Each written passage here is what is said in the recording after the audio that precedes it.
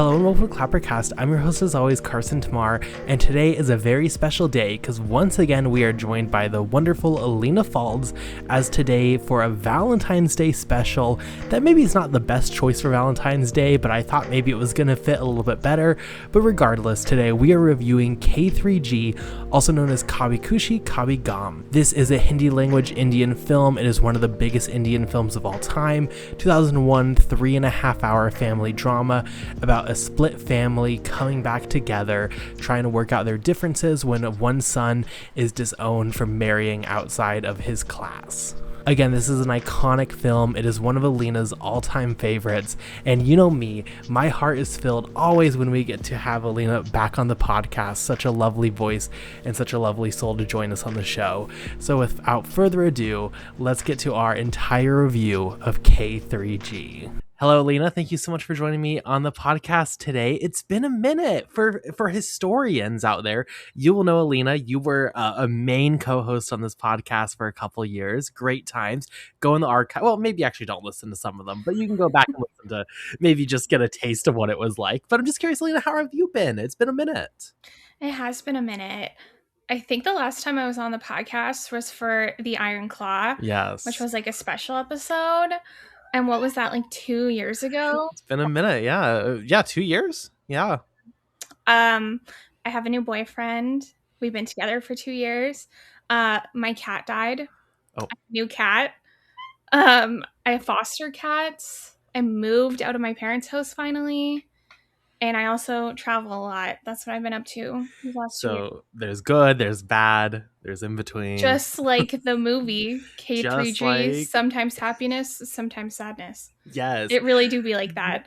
Well, I'm excited because today, as you mentioned, we're getting into K3G or Kabhi Khushi Kabhie Gham. We're just going to say K3G, though, I think is what we're going to go with. If, again, in the ye olden days of the podcast, I think we were doing something with like musicals and we did an episode on Bollywood or Indian cinema. And I know you're a big fan of Indian cinema, so I'm so excited to get into this today. First, I'd love to know, just number one, with opening thoughts, like, is this a film you grew up with? Is this a film you came to later in life? What is your history? Because I know you love the movie. And then we can get into it. A little bit of both. So when I was a little kid, I don't know, I feel like brown families do this. If you're not like watching on YouTube, I am biracial. I have a white dad and a Guyanese mom. She's West Indian.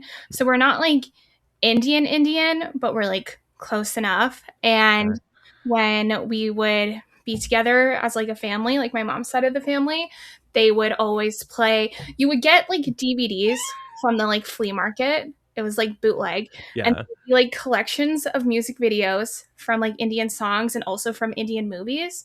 So we had one that had the songs from like K3G on it. Amazing. And I remember being 4 years old and like queening out to my Sonia. Hrithik Roshan was the love of my life, and he's been the love of my life since I was 4 when the movie came out. But I had never watched the movie as a kid because I don't speak Hindi. No one in my family speaks Hindi, but we all like Bollywood, so I have to watch it with captions. And I'm not watching a 3.5-hour movie as like a 5-year-old when I have to read, like, hello. Yeah. So I had always seen the songs from the movie, but like completely out of context of the movie, and like seeing Bolachudia without knowing what the hell is going on.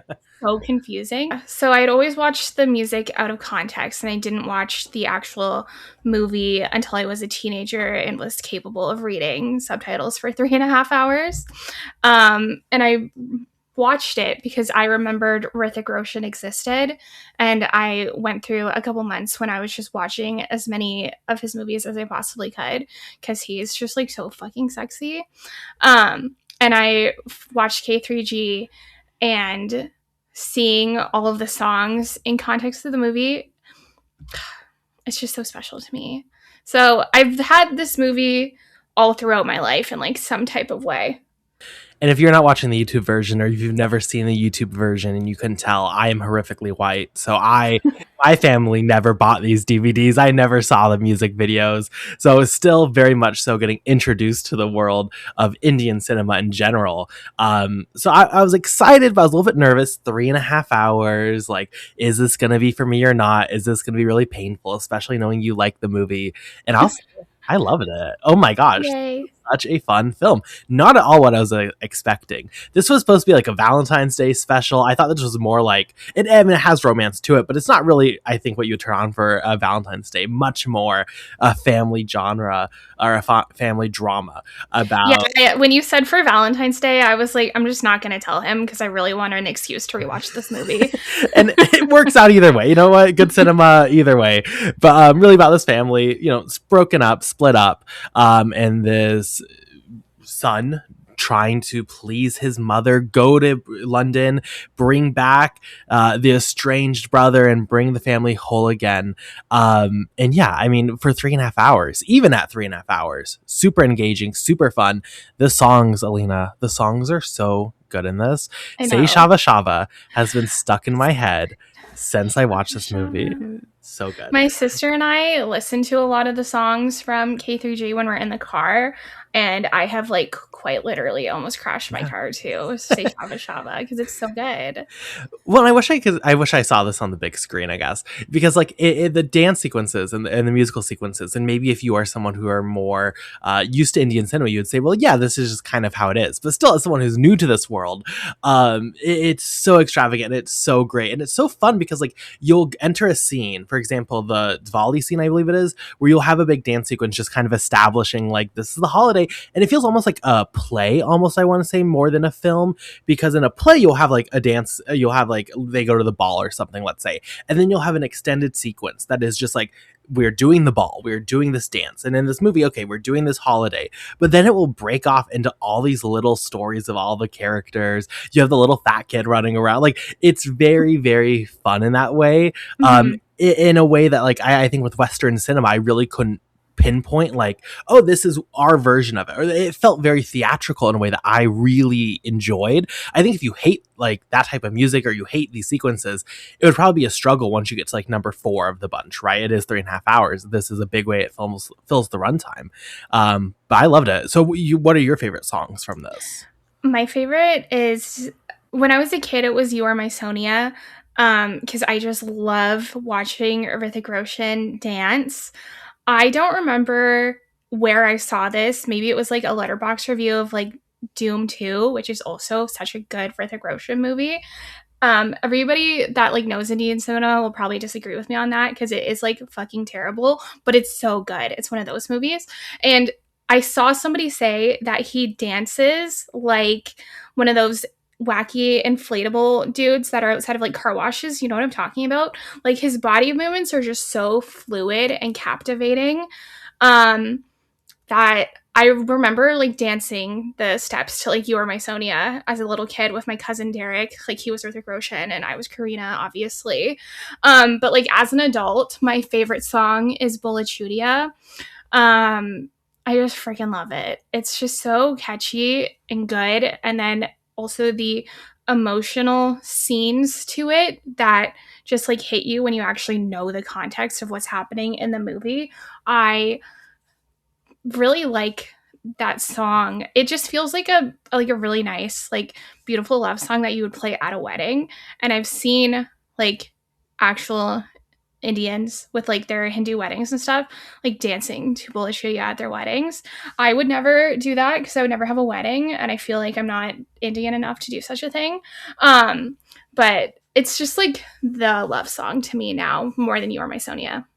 I love that so much. I love that this, and I think this is something about like Indian cinema that I really love, is like this was a blockbuster. Like this was like a cultural phenomenon, and there are many examples of this, and I'm like, wow, we're so boring that like this is not our cinema that like we make references to and we celebrate and we watch with our families, and like it feels so boring in our sense.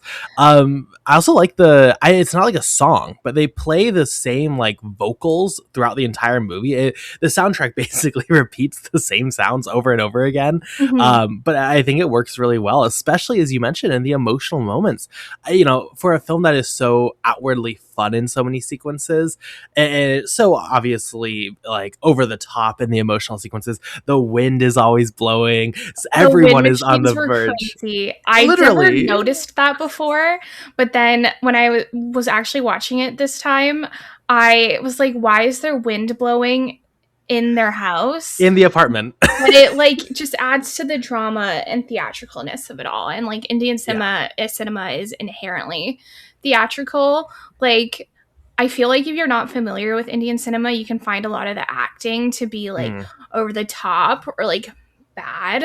But like that's just the way it is. When also everyone is on like the verge of that one tear that will fall. Oh my God, especially the mom in this. It was like heartbreaking how it's just like I don't know the actor's name off the top of my head. Her name's Jaya Bachchan, and she's married to the guy who plays the dad in real life. Oh, that's fun. Though, like, I don't like him, but like in the context of the movie, but valid. I didn't feel the same love. I was like, I loved her, and I was like, give her the Academy Award. I thought her performance was genuinely incredible. But yeah, the emotions here, it really makes you feel on all these levels, these personal struggles of like the mom heartbroken about this family torn, the son who had to move away to London because he was disowned by his family. Though I'm sorry, if I was disowned by my family, they're not getting a mural in my house. They're not getting a wall in my house to be dead. I know it's probably like, that's just what the culture does, but like, that's crazy to me. I'm sorry.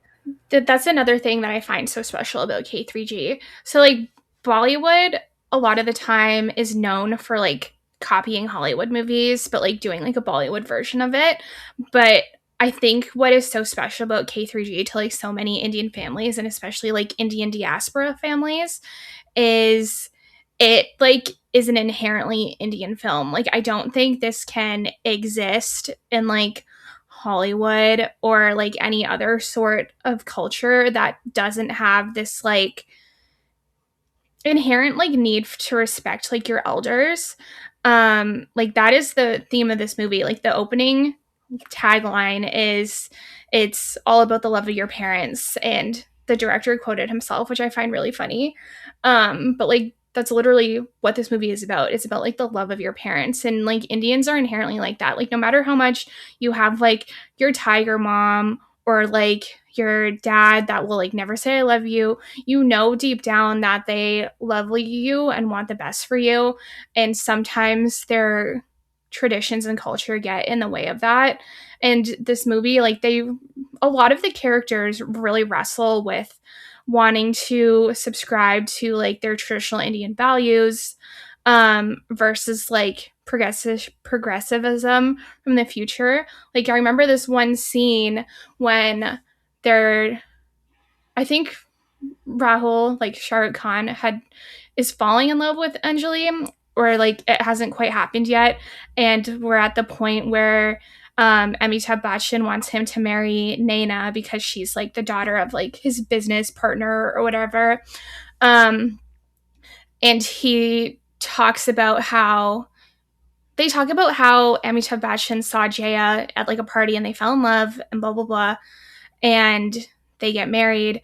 And they're talking about how like, oh, it's good for parents to like pick the daughter-in-law because it's good for the family and blah, blah, blah. And then Jaya is like, oh, well, like that doesn't happen anymore. Like kids can pick who they love. And Amitabh Bachchan is like, nothing has changed. And she's like, oh, no, like, yeah, things have changed. Like we're in the future now. Like things are different. He's like, no, nothing has changed. So like they're constantly, and she also has to feel like pressured to listen to him because he's her husband, and India has like very patriarchal, the whole world has like patriarchal societies. So I just really like how the characters really all of the characters struggle with that in some type of way.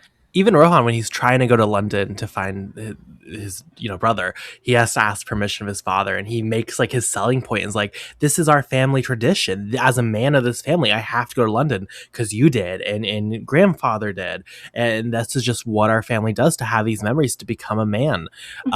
It's all about that connection to family.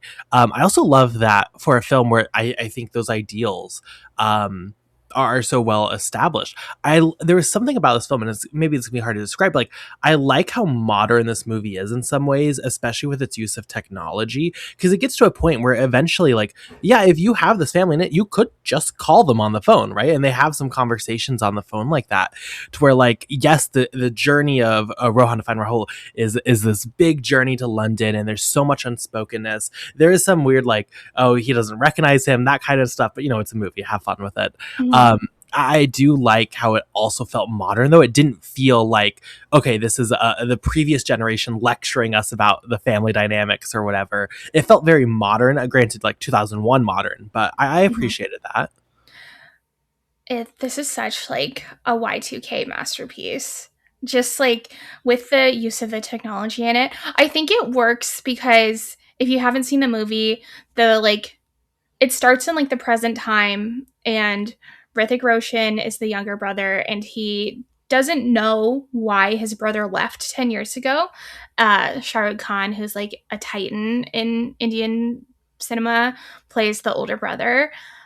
That's the other thing about this movie. Everybody in this movie is like an absolute freaking legend, full of nepo babies. Like that is part of the reason why it was like such a hit. Like this is a movie with Amitabh Bachchan and Shah Rukh Khan. Like you don't understand how crazy that is. Like you'll never understand because you're not from the culture. Anyway, the Hrithik Roshan goes to visit his grandma's, and then they finally tell him why he left after so long without saying anything. And they tell the story for like an hour and a half of Rahul falling in love with Anjali and choosing to be with her instead of loyalty to the family. And Hrithik Roshan is like a little kid in the flashback, and he's like fat. And they like really, really emphasize that like, yo, this kid is fat as fuck. They call him Laddu, which is like an Indian sweet, and like Shah Rukh Khan is constantly like pinching his cheeks and calling him fatty, which is like that's the early 2000s for you, I fear. What are you No, gonna but it's do? like, I mean, yeah, it's probably like it's cute, and they But watch cricket. I Like, also think they really had to do that because it makes it a lot more believable that Shah Rukh Khan doesn't recognize his brother 10 years later. Because that little fat kid glows up to Hrithik Roshan. They look nothing alike. Like, that was glow up of the century. and also, you mentioned Y2K, the fashion here in some scenes. When he gets to London, he's looking like a Charlie XCX like background dancer doing Yes. like 2000s as he's like strutting through London. Every Literally single one iconic. of his plastic leather vests. It's so good. And then also his fashion, the turtlenecks throughout this movie are like so iconic. And then you also have to talk about Kareena Kapoor's outfits. Like they are constantly slut shaming her, which again, early 2000s for you. And I also think they're trying to show that like Pooh and Krish, the like son of Shah Rukh Khan and Kajol, are like becoming a lot more westernized now that they live in London, while Anjali is like constantly talking about like India and how much she misses home. There's also a lot of like nationalism in like diaspora throughout this movie that I think it's like this movie explores all of its themes like so thoroughly and well, and it's constantly weaved throughout the movie, and they all connect with each other. That's what I love, because part of the reason why Amitabh Bachchan shuns Shah Rukh Khan when he chooses to marry Anjali is because of how like rigid the Indian class system and like caste in India is.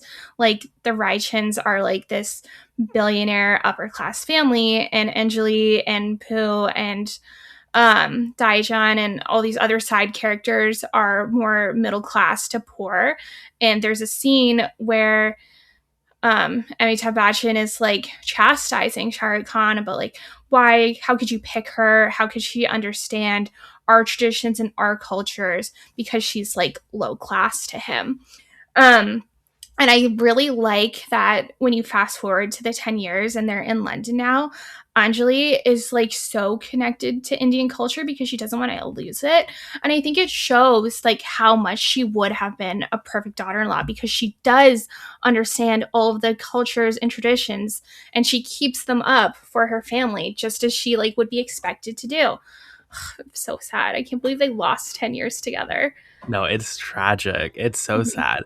And I know I know in general with India, but I know especially, I think I was doing some research on this time in Indian cinema, this idea of going abroad to get education or a career and then a family being split across countries and different cultures. Very, very popular, very, very big. And I think the movie does a good job. Again, when you go to London, weaving in both Indian culture and then like they'll randomly sing It's Raining Men 10 times. And it's incredible. It's iconic. And actually the film got sued because they used it without permission, which another iconic move. But I agree. I think once you go to London, it does a great job, because also it was an interesting experiment as watching an international film going to the Western like culture, but then seeing that from like an Indian perspective. It was very interesting. And like the way that now, if an American production took place and the characters went to India, everyone would be speaking English, for example. In this film, when they go to London, most people are speaking Hindi, though they work in English, of course. But that was a very interesting like angle that I haven't really had too much experience with, so I enjoy. But yeah, I mean, I think those emotions of, cultural identity, it was really wonderful. And yeah, it is sad. I mean, it's such a good relationship. Again, maybe not a Valentine's Day, movie to throw on with the husband or boyfriend, but like, I still think that romance really is beautiful. And I think that's why this film works. For 3.5 hours, I was like never bored. I really like, it takes a while. Like you have to plan ahead to watch this thing. But I was never bored. I was never sitting there like, oh my gosh, can we just hurry up? Like I was thoroughly invested and entertained, which I think speaks to like a lot here. Mm-hmm. I think Shah Rukh Khan and Kajol have such incredible chemistry, and this isn't the only movie they've done together. I think they've done 7, and I remember like a couple years ago, it was like a really big deal that they were doing like a movie together. Yeah. And they've also done some really, really iconic movies together, like Diwali, Dulhania Le Jayenge, and Kuch Kuch Hota Hai and Kal Ho Na Ho. Like they were the it couple of Love that. Bollywood cinema. And I think that's part of why the movie does so well, is all of the couples have like such incredible chemistry with each other. Like SRK and Kajol have done 7 movies together, maybe more. And Amitabh Bachchan and Jaya Bachchan are like literally married and have been married for like fucking decades. And then Hrithik Roshan and Kareena Kapoor also have like a really fun relationship, both as little kids and then also as like grown-ups when they are like played by Hrithik Roshan and Kareena Kapoor. And I also really like their relationship because it's kind of like a tug of war. Like they love each other deep down, but they also have like a guard up. Like they're constantly like making fun of each other and like poking fun at each other. And that's part of the reason like why Kareena Kapoor starts to like fall for Hrithik Roshan's character. Is she is literally a Y2K icon, not only with her fashion, but she's like the head bitch of the school in England, which is also very special to me, that this like baddie Indian girl is like the top bitch at their school and not some like white girl, like period. And we're talking a mother, to be clear. Like, if you have not seen this movie and maybe you like are on the fence and you're like, oh, I really appreciate like that 2000s like iconic female character who's just like a girl boss, but it was just like iconic in that way that so many like, specifically like I think like so many female pop stars were at the time, or like that head in school, or if you like Clueless, like those type of things. Like this has that energy in strides. Like it really delivers. I love the scene where she's trying to find somebody to go to prom with her, and then like every single guy in the school is like lined up, and like her and her 2 little henchmen are like going down the line, and they're like, "You're a 2, you're a 1, you're so fucking ugly, don't even talk to me." 5. I also really like her line when that guy Robbie is like, "Pooh, movie tonight," and she's like, "Tell me how it was." She's so good. Every line she says is just like so freaking iconic. I love her. No, literally an iconic character. I do think this film was just phenomenal with casting. I mean, every single person is cast so well. And it's interesting hearing how so many of them come from these established like dynasty of actors. And I know in Indian culture or Indian cinema, that's a huge thing where you have these stars who their entire family for generations now have been the biggest stars in Indian cinema. I also wonder if that like I really like the performances. I know some people say they're over the top. I actually thought everyone was really phenomenal here. I'm curious if that plays a role in it. Because, like, I imagine a lot of these actors who came from these dynasties, who had these expectations, felt similar pressures to what the film has. Like, even in modern times in the caste system, it's weakening in some ways, but I imagine there was a lot of pressure with like, hey, you have this whole dynasty to live on through you and in future generations, right? That's the mindset. Yeah. I bet you there was a lot of pressure of like, you got to marry someone who like is up for that. You can't just marry anyone off the street. It's also not just the actors that are Nepo babies. The director's also a Nepo baby. His dad is named Yash, just like Amitabh Bachchan's character in this. Like, it's freaking like right on the nose that he's like, this is about my dad. And hey, my dad can be like a huge dick sometimes, but that's my dad and I love him. Like, they fucking beat you over the head with a hammer with the themes in this movie. I did not know that was like that's connection. His dad is exactly. Like, his dad has like passed away now, but he was like a really big Indian film producer of like Dharma Productions, and now Karan Johar, who's the director, has like taken over it like from his dad. I feel like this movie is like shows like a really good case for Nepo babies because like they're good Nepo babies. No, you're right. Look, Nepo babies sometimes can make points, and we have to accept that. And this is K3G is one of those examples. Absolutely. I do like how when I was researching this, everyone online was like, is there going to be a sequel? Let's make a sequel. Like, everyone is begging for a sequel for this. I don't know if I need a sequel. I think it ends. I mean, I like these characters and like these actors. Are you like, oh my gosh, I hope there's a sequel? Or are you like, whatever? I would not be opposed to a sequel. I was just like doing a quick Google before we started just to make sure I had like people's names and stuff right, like the actors, especially for like the side characters and stuff. And I saw that apparently there's a K3G2 in pre-production, but I don't know what that would be because it feels like everything is resolved in this movie. And the like three main themes, I think, of like love, family, nationalism are like all explored very, very deeply and are all resolved very, very deeply. Like, spoilers, they become a family again, obviously. Imagine it ends with them like not talking. I know. Like, what are they going to do? Not talk to each other for another 10 years? I don't know. Because, like, the only thing that I could maybe think of them doing a sequel is, like, Shah Rukh Khan and Kajol have a son, Krish, but, and like, yes, Anjali is like worried about him being too westernized and is like, oh, I really want him to like stay connected to his culture, blah, blah, blah. Like, I miss India. It's really like sucky having to live in London around all these white people and their biscuits and their cookies and their afternoon tea. In their London mansion, by the way. Yeah.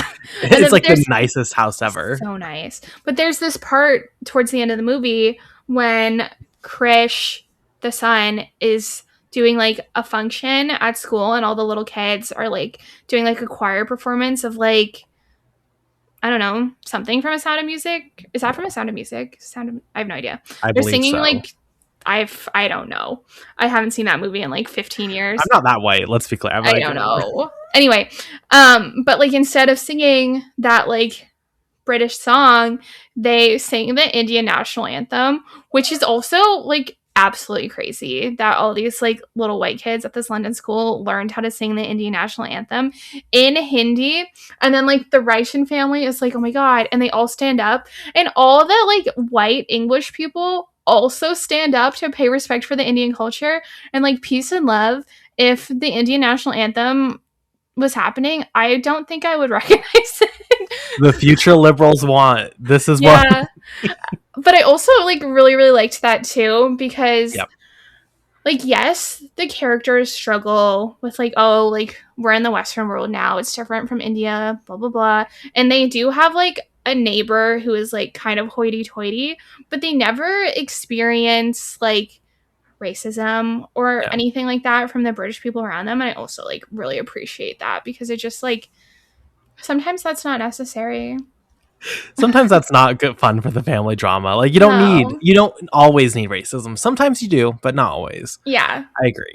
Yeah. Yeah, I think overall the conflict in this just being like, and I think it's actually from a Western sensibility, it feels very bold that you have a 3.5 hour drama, but the drama really is entirely family based. Like they never try to like elevate it to be something crazy or be, grander than it actually is. It lets those emotions and that family like have all that weight and it just fully believes in it. And I think it works really well. And I think for a lot of people, like even if you don't come from an Indian culture, you can relate to feelings of like isolation from family or disputes within family. And those carry such heavy emotions that like always works in the film. It's never an issue. But I also appreciate that it never like tries to do anything that big. I also like how family is the thing that causes the plot to move forward, because like yes, there is like the sub context of like nationalism and love and all of that, but it's family as a whole that is like driving the plot. Like the first half of the movie, when you see Shah Rukh Khan and Kajol falling in love, you get to the scene where Amitabh Bachchan is like, why did you do this without considering your family? And then Shah Rukh Khan is like, okay, like my dad is right. I should marry Naina. It's better for the family. It's better for our traditions, blah, blah, blah. It's just better.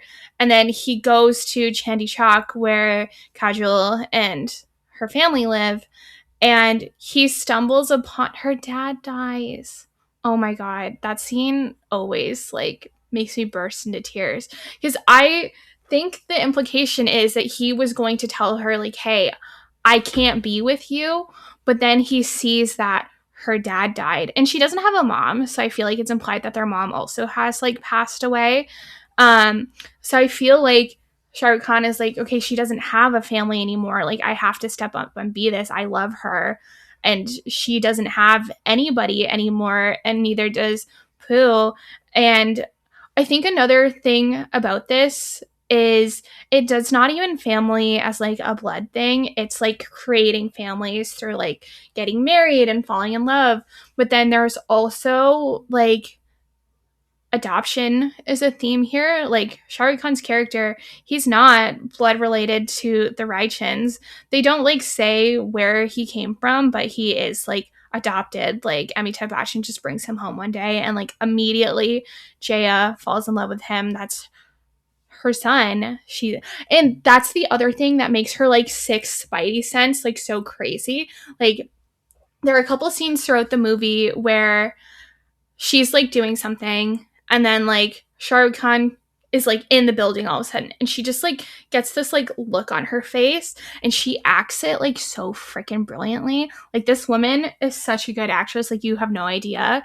The like blank look on her face, and like she just instinctually knows he's there, and like the music and just her eyes, they just like get me so much.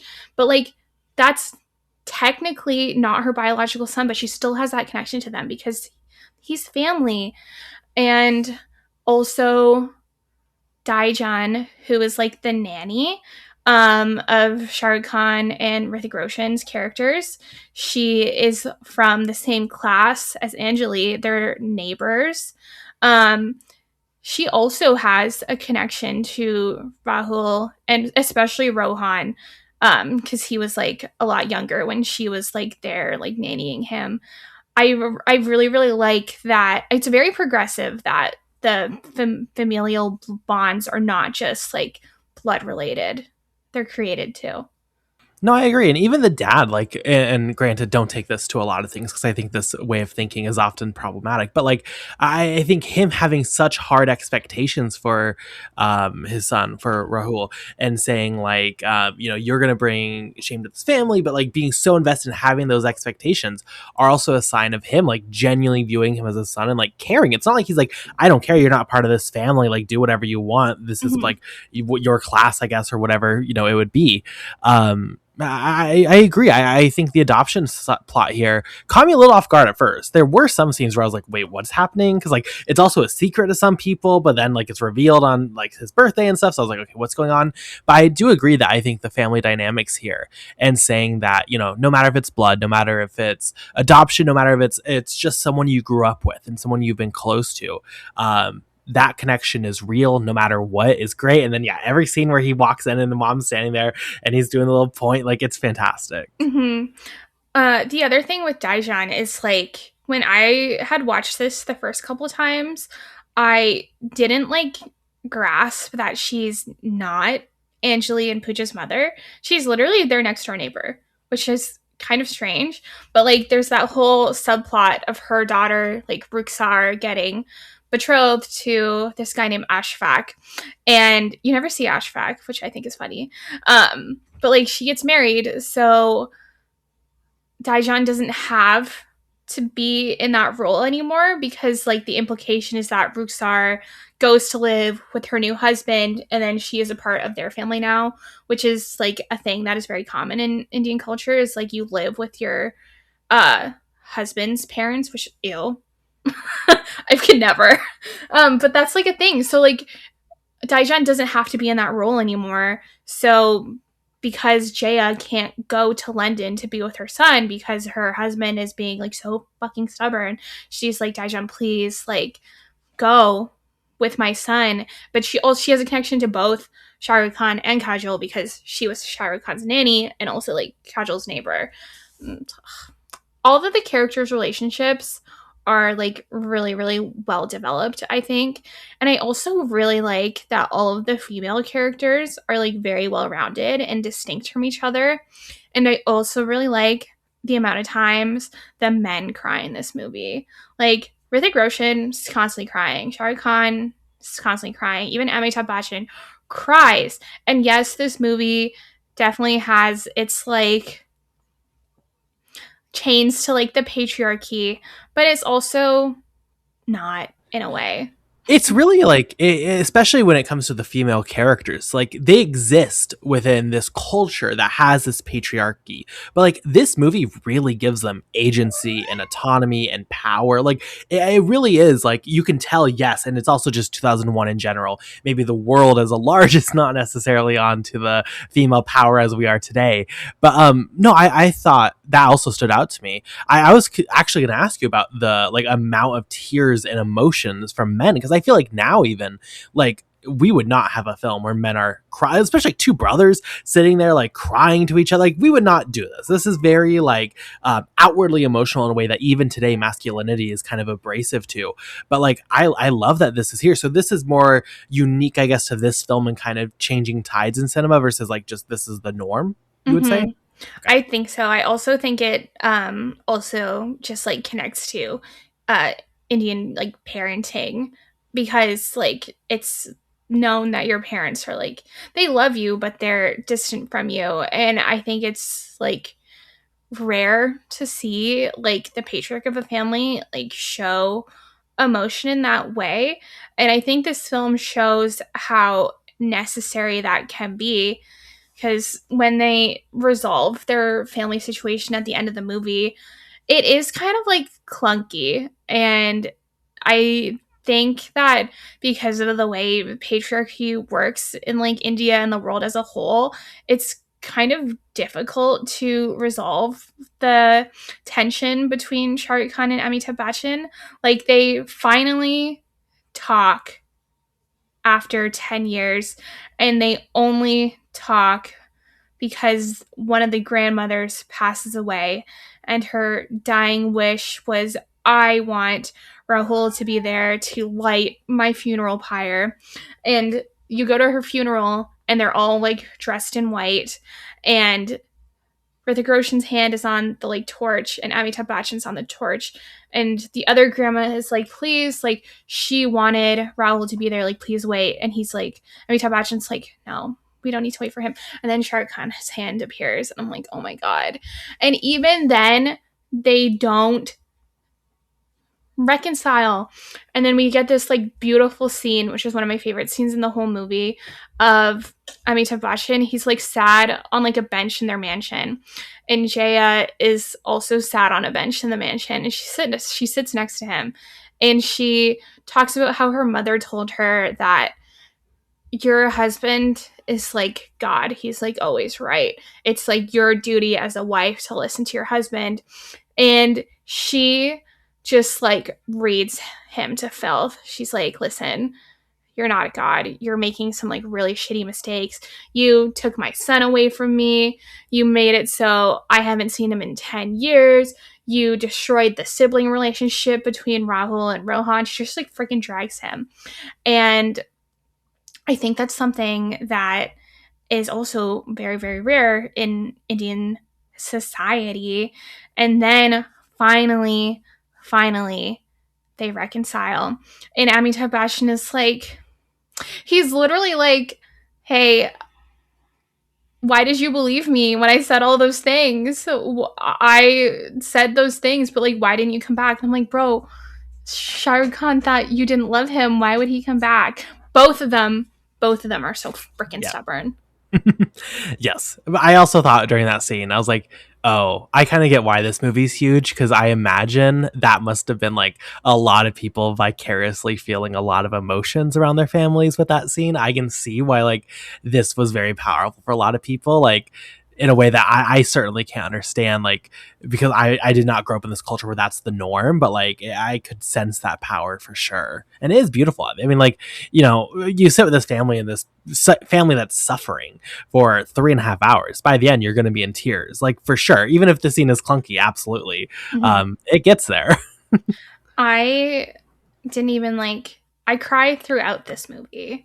Like, I should have kept track, because like freaking every single time Hrithik Roshan tears up, like I can't help but tear up. And every time, like, there's just like so many like good emotional beats throughout this movie that it like keeps you engaged. Like, I have been trying to get my boyfriend to watch this movie for like the 2 years we've been together. He's always been like, no, like, this is a 3.5. He's white, to be clear. This is like a 3.5 hour movie. It's like a musical. I don't want to watch that shit. And then on Friday, he dislocated his knee, so he's like attached to the couch right now. So I forced him to watch this movie. And like, even then, he at the beginning, he was like on his phone, he wasn't paying attention. I'm like, Justin, this is like my favorite movie, like one of my favorite movies. Like, it's definitely in my top 10. Like, this movie is so special to me. Can you like fucking pay attention? And eventually he got like so engaged that he put his phone down and he watched the movie. Let's go. How often does that happen these days? Because there are so many times, even when I'm in a movie theater, and I'd be like, I would literally like kill somebody to look at my phone right now. But I don't feel that during K3G. It's just so riveting. I agree. I like, that was again my biggest concern, was especially considering the length. I was like, oh my gosh, like, is this really going to be bad? Especially at home, like I, you know, with longer films in general, much less this Indian family drama. I was like, oh, is this going to be boring? Like, is this gonna be bad? Am I gonna be able to sit through this? But like, no, I was genuinely engaged. I could watch this again, like, easily. I could easily like show this to my friends, or if they were playing in the cinema or whatever, like I could easily do this again. It was super fun. It was super emotional. I don't know, it's just like it's hard with a film like this, because I just think like for what it is, it's kind of perfect, where it's just like it has every emotion you want. It knows how to bring you through that journey, when to be emotional, when to be laugh out loud funny, when to be iconic. It has that 2000s flair that we've talked about. Like, it has everything to just be like immediately an infectious watch, where like I love this. I genuinely loved the movie, so I'm happy we did this. And if you really can't sit through 3.5 hours, it also has an excellent intermission point. That's true. Like, as soon as the story of Anjali and Rahul falling in love are done, and Hrithik Roshan's about to go to London, freaking just be like, take a pause. That's what I did this morning. I was like, shit, I have to make breakfast and do some laundry and whatever. Let me just pause the movie here and take a break. And then I went back to it. And it doesn't feel like you like disrupt the movie in that way. No. Netflix didn't have it. I watched this on Netflix. But I remember watching this on Amazon Prime before. And I remember there being an intermission at that point. There was one in the one I watched, yeah. Okay, yeah, Netflix cuts the intermission out. That's crazy. So, like, I know. Like, there's literally an intermission point in the movie, and I was, like, waiting for it, and I'm like, did I hallucinate this? Because, yeah, it was on Amazon Prime before, and now it's on Netflix. The captions between Netflix and Amazon Prime for this movie are different. Like, Kabhi Khushi Kabhie Gham in Hindi to English translates to sometimes happiness, sometimes sadness. Like, that's what it says on Wikipedia. That's what I have always known it as. But when I watched it on Netflix and I had the like English subtitles on, instead of sometimes happiness, sometimes sadness, they translate it to like through smiles, through tears, which I honestly think is better. Yeah, that kind of eats. I know. Like, I don't know if that's like not a direct translation, but I think it just fits. Like, it just sounds less clunky than sometimes happiness. Sounds more engaging. Yeah. Yeah.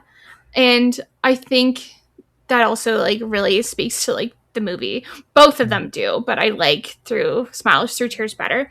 Then the other thing is during Bolichudia, the like main lines of the song, she's singing about like her bangles. And on Amazon Prime, they say bangles. And I don't remember what the other word is, but it was probably like jingles or something. Like bangles are a like thing in Indian culture, especially for like married women and blah, blah, blah. But like on Netflix, it translates to my trinkets tinkle. Oh, that's I hate that. I hate that so much. And I think there's like layers to this that you wouldn't understand if you don't understand like Hindi or Urdu. Oh, sure. Because I have watched this movie in university with my friend Manahil. She's Pakistani. She's from Pakistan. She speaks Urdu. And I have watched Bollywood movies with her, and she'd like read the subtitles and be like, okay, that's not actually what it means. Oh. So even though I think there's like parts that we are missing because we don't understand Hindi, and I feel like that happens in like a lot of foreign language films.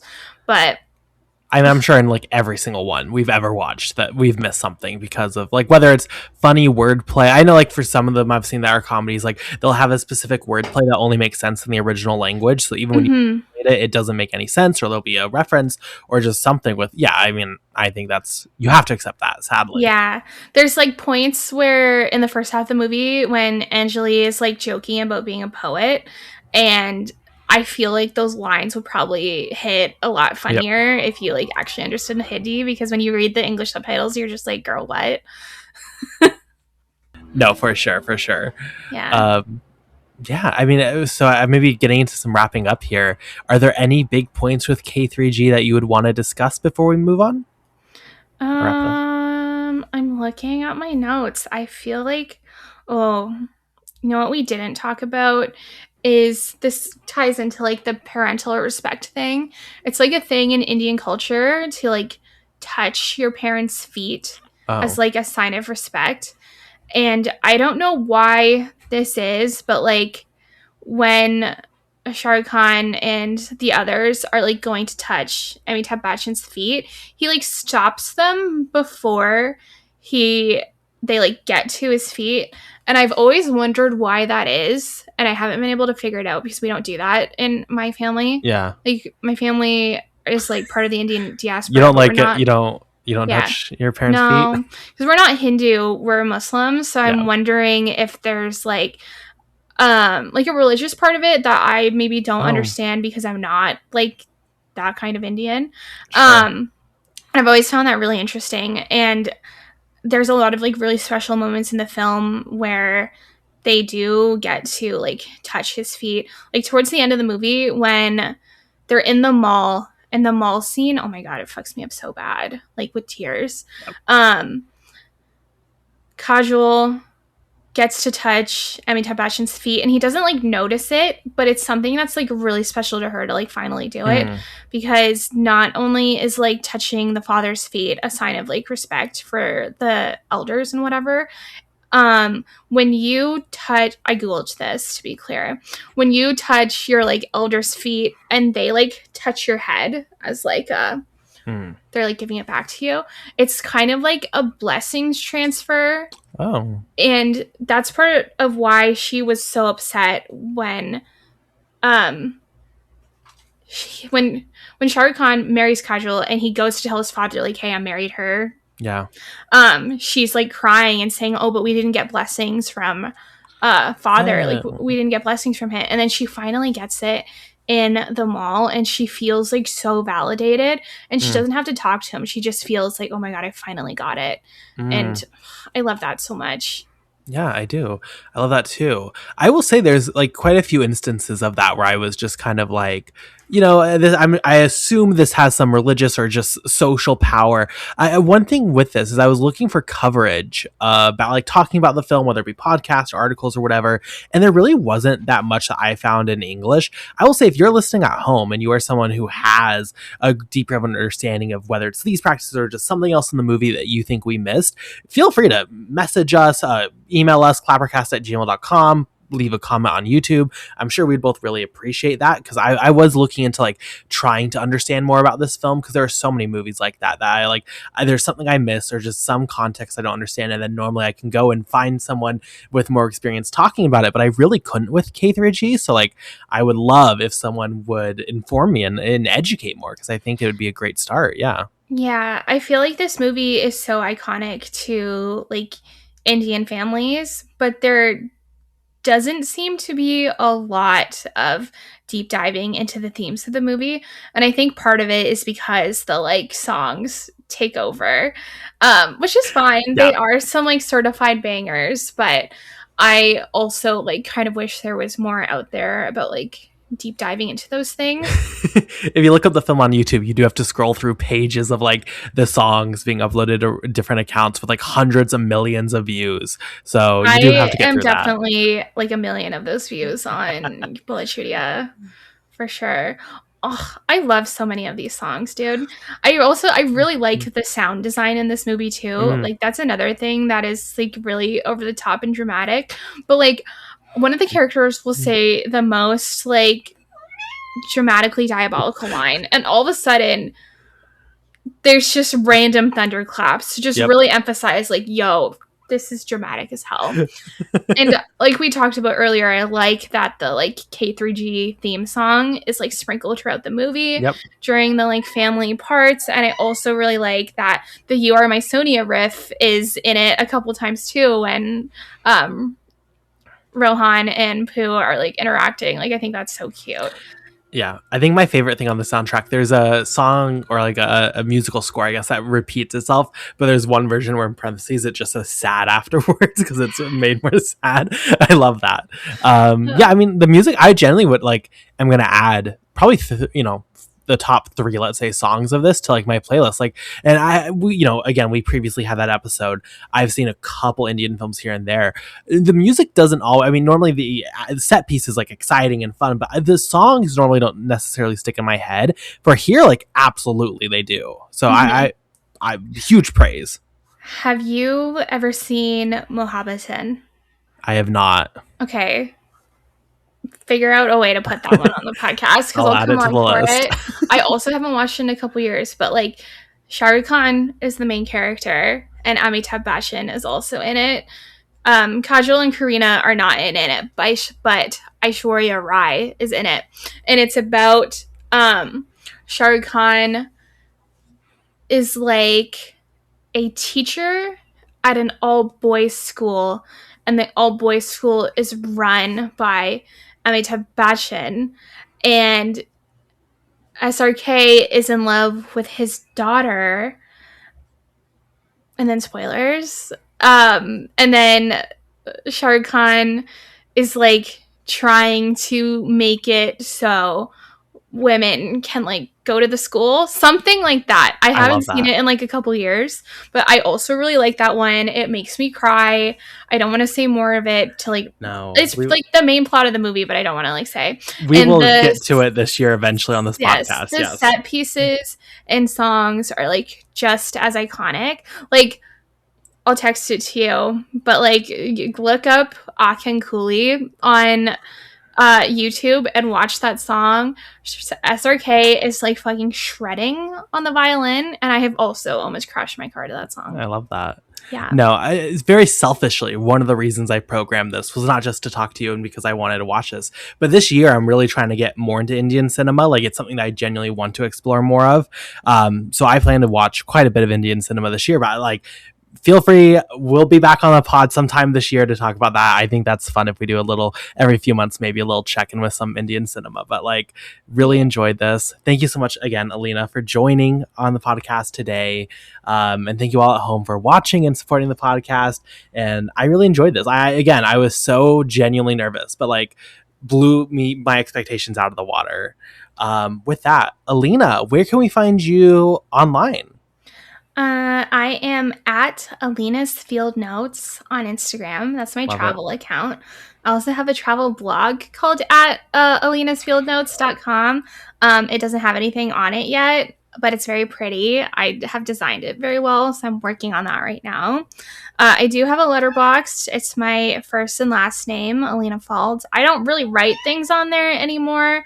Like, I feel like I'm not as much of a film person. Like, film is still very special to me, but it's not like my whole life like it used to be a couple years ago. But I still have my moments when I love it. Anyway, that's what I've been up to. That's the way to do it. And of course, links to all the travel stuff will be in the description below. Go check it out. Some great videos I know on the TikTok and such. You can find me on Twitter. I don't really post. It's private even, but at BP_movie reviews. Maybe I'll accept your following. Maybe not. You can find me on Letterboxd as Carson Timar. Yeah, I mean, definitely like film is something where I think it comes and goes in your life, and you can always enjoy movies and watch movies, but sometimes more than others. So I think that's a very healthy response, and it was great to, though, still chat with you and have the space and have fun. So with that, thank you so much, everyone, for listening. Goodbye.